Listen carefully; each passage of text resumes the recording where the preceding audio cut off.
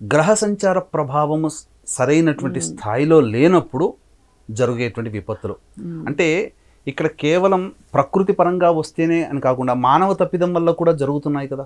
ఇప్పుడు ఉదాహరణకి war చూసుకుంటేనమ్మా, Ukraine పాలస్తీనా దగ్గర నుంచి అది రూట్ మార్చి ఇరాన్ వైపు వెళ్ళింది. ఎంత భీభత్సాలు జరుగుతున్నాయి. అలాగే రష్యా ఉక్రెయిన్, అలాగే ఇజ్రాయిల్ పాలస్తీనా ఇరాన్, వీటన్నిటికీ కూడా యుద్ధాలు జరుగుతున్నాయి. అక్కడ ఎవరు కూడా ప్రశాంతంగా లేరు. అవును, మొత్తం ఆస్తి నష్టం చాలా ఉంది. ప్రజలు కూడా చాలామంది చనిపోతారు. ఇప్పుడు మూడవ యుద్ధం అనేటువంటిది ప్రారంభమవుతుందా అన్న సంకేతాలు. మొన్న చూసుకుంటే పెహల్గాం అనేటువంటిది కూడా దాడి దుర్ఘటన కూడా చూసుకున్నట్లయితే కడు విదారకరమైనటువంటిది.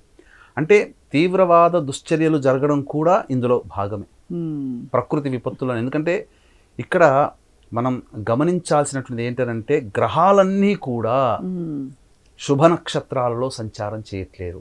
మొత్తం కూడా 9 గ్రహాల్లో చూసుకున్నట్లయితే మొత్తము పాపగ్రహాల యొక్క నక్షత్రంలోనే సంచారం జరుగుతుంది.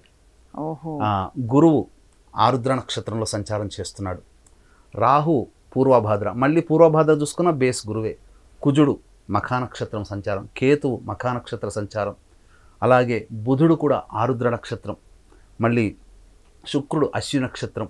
ఇవన్నీ మంచి మంచి నక్షత్రాలు కావు. నక్షత్రాలు కాదు, నక్షత్రాధిపతులు పాపగ్రహాలు. అశ్వి నక్షత్రం దేవ నక్షత్రం, కానీ ఆ నక్షత్రాధిపతి కేతువు పాపగ్రహం. సహజ పాపులు అని అంటారు. సహజ పాపులు నవగ్రహాలు ఎవరంటే రవి, కుజ, శని, రాహు, కేతు, ఈ 5 గ్రహాలు. ఈ 5 గ్రహాలకు సంబంధించిన నక్షత్రాల్లోనే ఈ చంద్రుడు తప్ప మిగతా 8 గ్రహాల యొక్క సంచారం జరుగుతుంది.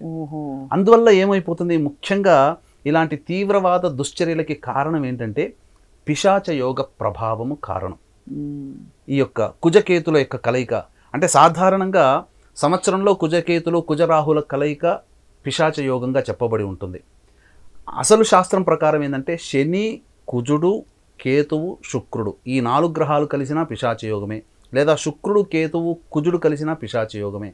కుజకేతులు కుజరాహులు కలిసినా కూడా ఏదో చాలా బలంగా ఏదో జరగబోతుంది. వీటన్నిటికీ తోడుగా ఇది ఒక్కటే ప్రామాణికం కాదమ్మా, ఇంకా అనేకమైనటువంటి ప్రకృతిలో జరిగే సంఘటనల్ని ప్రామాణికంగా కలుపుకున్నప్పుడు మాత్రం ఇవన్నీ జరుగుతాయి.